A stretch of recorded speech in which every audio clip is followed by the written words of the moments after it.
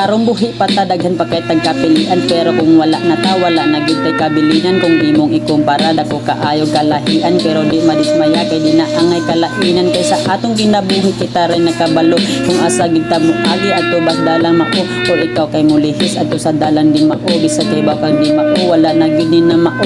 Ako naghunahuna sa akong mga duwa, sa sayop nga desisyon ka o galingon giguba. Permi na lang maghinutok, permi na lang magluha, wanay makitang kahayag kay napundir ang suga. Pero di pa uwahi para tarungon ang sayop, kita kay mangumpisan ug sa Ginoo mo halok. Naaran na ang kahayag kalibutan nagtuyok, tarungon ka o galingon bisag sa kabulok.